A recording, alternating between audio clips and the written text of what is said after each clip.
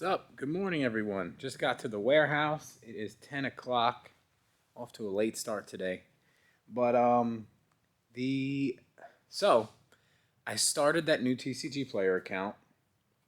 Well, it was already started. I started listing stuff in played condition. And to my surprise, things are already selling. Uh, we only have like 400 cards listed on it. But we've already sold like $50 worth of played cards, so not bad for things that are laying around. Um, we do have a little bit of a problem though. It poured last night, and we probably lost about 100,000 cards of bulk. So what ended up happening? We have a little bit of a problem here. Right here, through this wall, we have a leak, and it came through. And I know I had a bunch of bulk under these racks. Not a good idea. Completely destroyed a lot of cards. It was all Yu-Gi-Oh! But in all that bulk, there was about 3 collections that I purchased, which I really don't know the market value of it, but I know I spent a decent chunk of change on it. All of it's I threw in the dumpster already. But it sucks, and it is what it is. So, what I ended up doing is I had extra racks from when I built these, the extra shelves.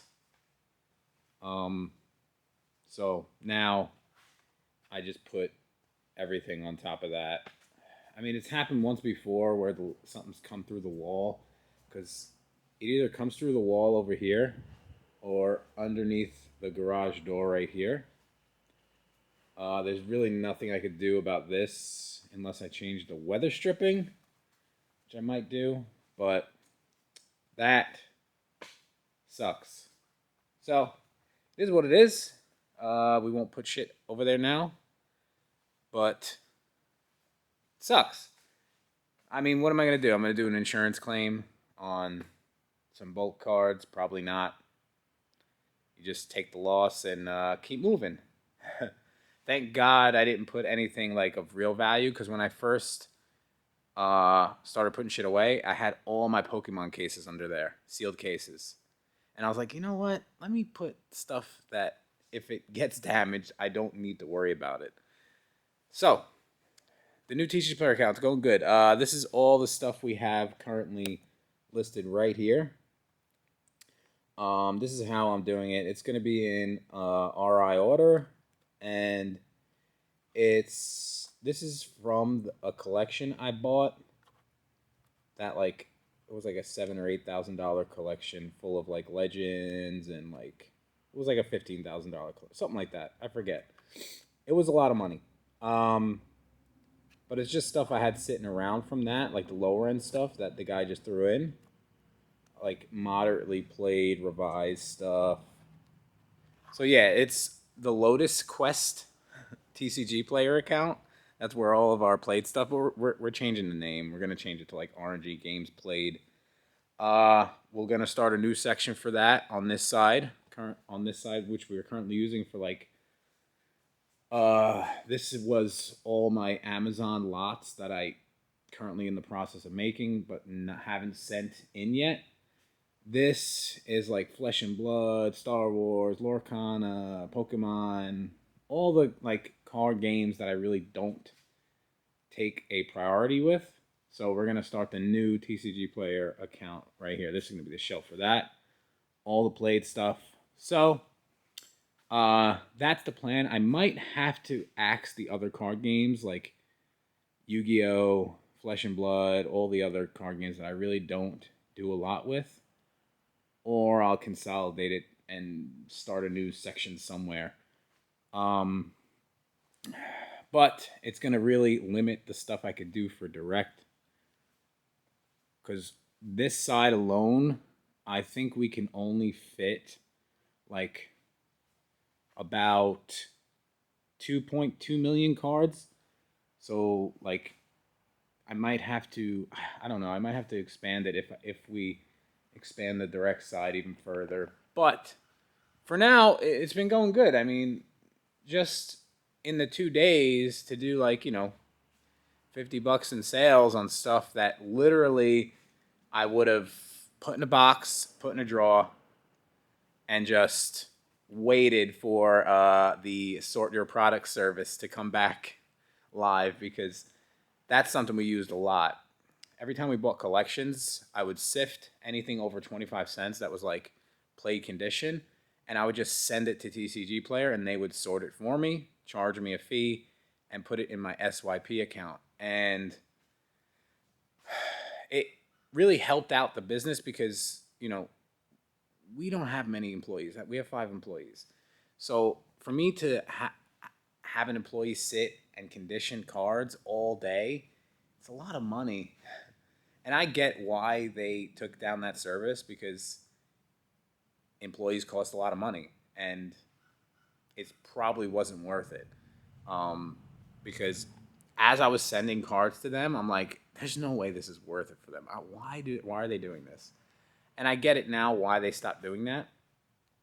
Because, real estate's expensive. They don't want to run a storage facility. They want to run a fulfillment center where things are coming in the door and leaving like within a week. And I get that. So that's why we have to rethink things. And if we have the space on the shelves, we're going to store it here. And that's what we're going to do. So the played stuff, this side, direct, this side. And we'll see how that works. But eBay's been going great as well. Every day come into about 40 to 50 orders. About maybe, it's just singles primarily. And we do about, anywhere between $500 to $1,000 a day in sales on eBay. And I would have never started doing that if, direct and SYP didn't change. I would have, continued going through it. And the ROI we're getting on these cards is way better. And with the arbitrage and stuff like that through TCG Player, it's astounding. But different marketplaces demand different prices. TCG Player is great for building a deck, getting cards as cheap as possible. And that's the thing. You have to have inventory on your store in order for people to buy. So if someone's looking for something, it's going to be there. You don't always have to be the lowest listed. You can hang on to things for a little bit. It's okay. It's going to be okay. And that's kind of where the TCG Player, not TCG Player, but TCG industry is heading, I believe. People should hang on to the inventory a little bit longer. All the people that, are the lowest listed and sell things to make a penny are going to realize really soon that you can't do that and have a sustainable business. You have to have inventory in stock for people to buy. Because if people go to your store and you never have anything in stock because you blow out all your inventory, they're just going to go to the next guy. It's okay to hang on to things and sell things in a retail setting for a fair price. And I know what a lot of people are going to say. A fair price is the lowest price. I get that. But you also need to have things in your store in order for people to buy. So it's a catch-22. You have to hover somewhere in the middle. And that's what I think eBay is currently doing for us as a business. Because, every week I could rely on $2,000 to $3,000 coming back into the business from eBay. And it's mostly from, commander decks, reprints, things I buy on TCG Player to sell on eBay. It's literally probably one of the best things to happen to the business since direct. So the hard work is paying off, and I just have to keep grinding because I want to get to 5,000 active listings by the end of the year. We're at like almost 2,000 now. So it's going to take a little bit, but I do believe it's going to be worth it because you want to be at that 1% sell-through rate on all of your inventory on eBay to keep your store healthy. So, right now we're above that, but it's because, all the commander decks we put on there, so people want these reprints. So once I get to that 5,000, I think, individual listings on eBay, having a 1% sell-through rate of, 50 cards a day, that will be healthy, sustainable for me to do solo, alone, like no help from anyone else, and keep up with the listings and keep listing daily. We do list daily. Another great thing you could do for your eBay store is listings every day. You can batch them out. Like, let's say you have time on a Sunday. You're going to get some listings done. Batch them out. You're not going to list throughout the whole week because you don't have time. So batch out like 5 to 6 listings a day and just list on Sunday and steadily release your inventory every day. So eBay promotes stores that are constantly listing, and it promotes you in search for, whatever you're selling. As long as you list every day, your store is going to remain healthy. Everything's going to be good. All right, so it is around 11 o'clock. No, 12 o'clock. We got to go open the store at 1, and then someone comes in to work the store at 2.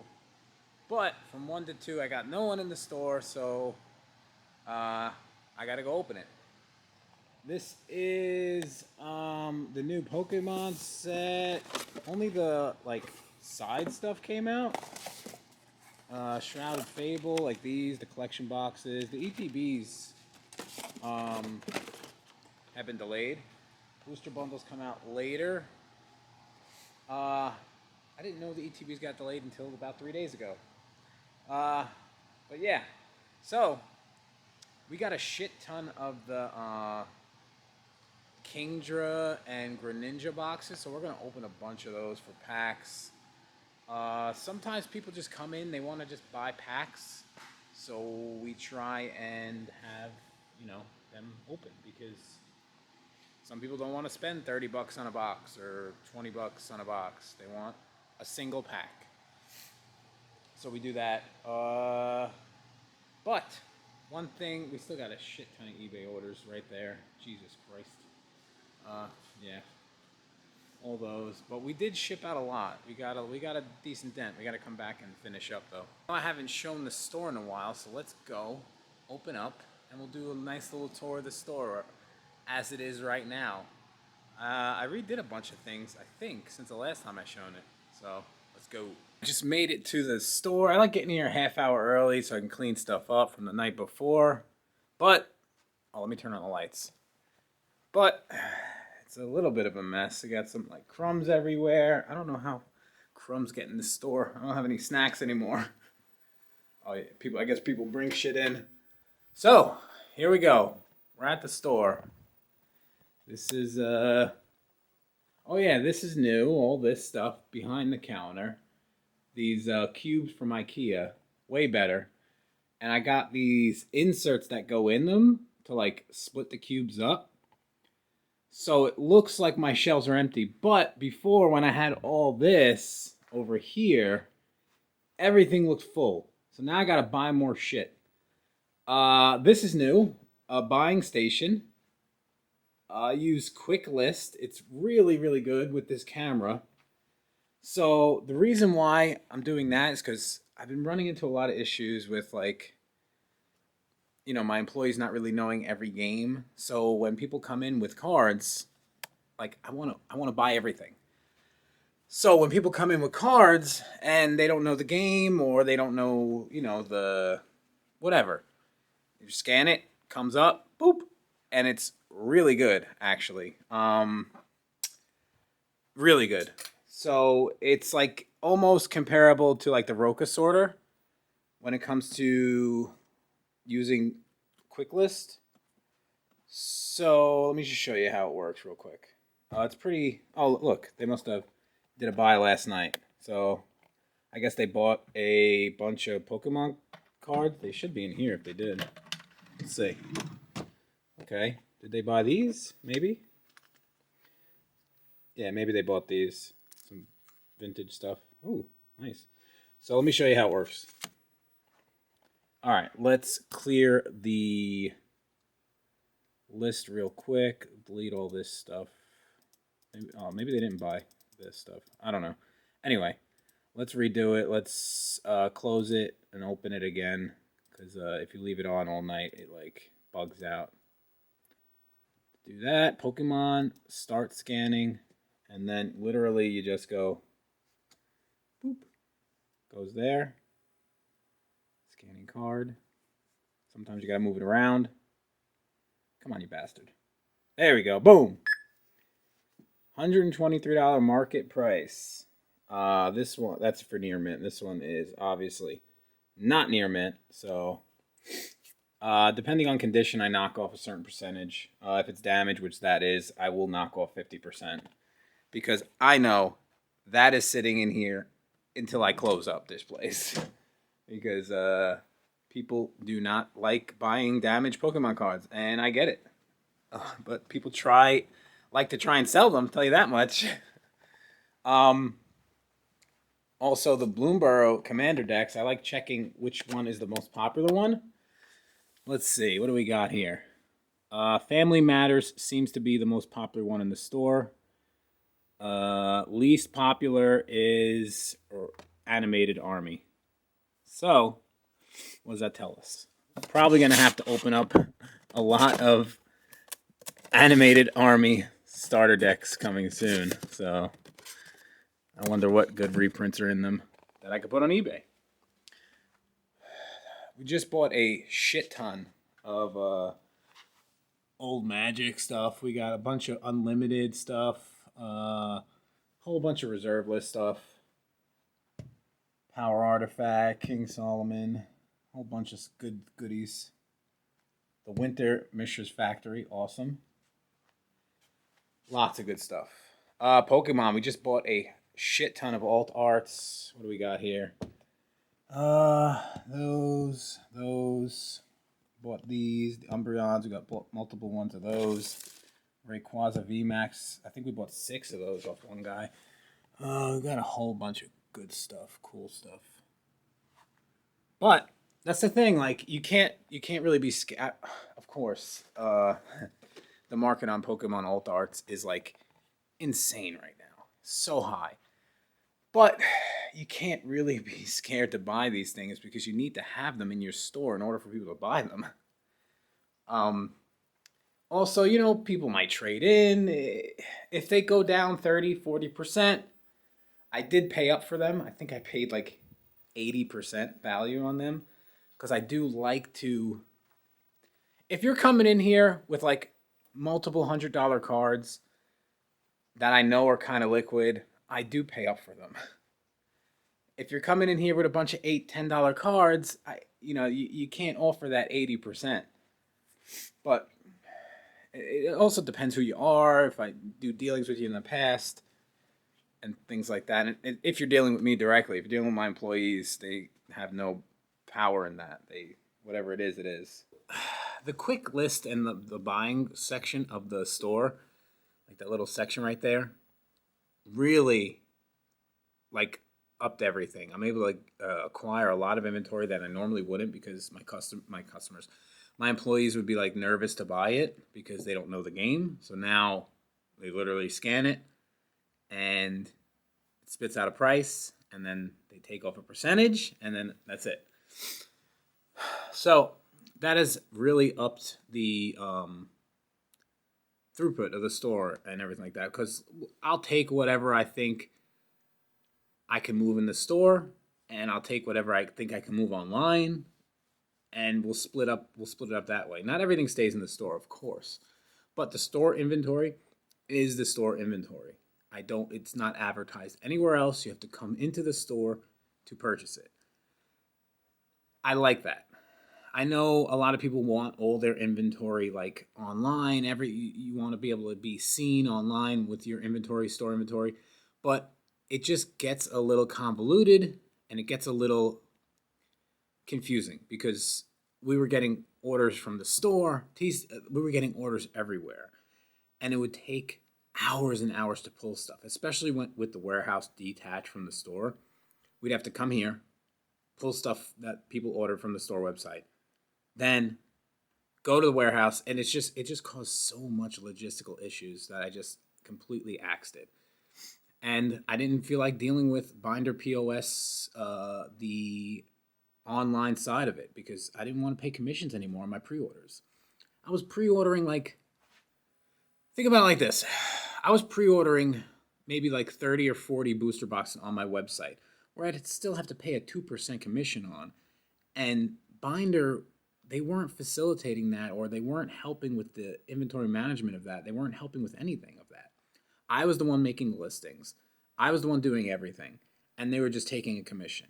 And I just was like, no. So I just axed the whole thing. No more. And I'm better off for it by far. The only thing I use them for is the inventory of the store singles. That's it. I don't use them for anything else but that. So, I don't have to pay $400 or $500 in commission every month anymore, which is great. So, we save money on that. We can reallocate that into other things, buying more stuff from customers. But here's the store. I still have it. So everyone asking, wait, do you still have the store? Yeah, of course. The only thing is we only have it for 2 more years and our lease is up, and I will not renew here again because the landlord is a complete buffoon and an idiot. He's everything in the book. A shyster, scammer, everything. I don't like dealing with him, so I won't renew.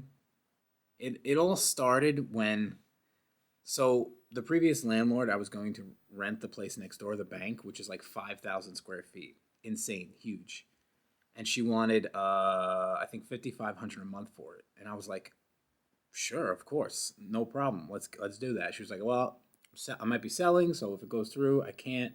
It ended up going through, and then this new landlord wanted $12,000 a month, and I'm like, are you fucking kidding me? It all started with that. Then he doesn't want to fix anything, doesn't send out the invoice for the rent ever, hires a property manager that doesn't return phone calls. I was without heat for 2 weeks in the winter, like to fend for myself. It's been a nonstop, just issue after issue after issue. They use my trash, so every time they use my trash, I take all the garbage out and throw it on the ground because I'm not paying for the landlord to use my dumpster. I pay for that dumpster. So, nonstop issues here. I have to find a new place in the next 2 years. We'll see what happens. But here's the store. This is it. This is the dream, huh? From the warehouse to the store, back to the warehouse to finish shipping. And then, when I'm done with that, I have a nice long night of doing eBay listings. But this is what you have to do when you own your own business and when you sell a product. Granted, maybe a lot of people don't have as many items to sell as in trading cards. It's normally like a few, but this is it. This is the world we live in. This is what I chose. And every day, it's a grind. Every day, it's a struggle. And every day, you got to figure shit out. But this is business. And that's it, man. That's all it is. And maybe in 2 years, we'll find a new place. Maybe not. Who knows? I don't know. All I know is what's going on right now. And that's the only thing I could control. So let's handle business. Let's figure shit out. And we're all in this together, man. We're all figuring shit out. I just like to share what's working for me. And hopefully, maybe you can use it for yourself. And if not, if you think I'm an idiot for doing what I do, it is what it is. But I'll see you in the next one. Peace.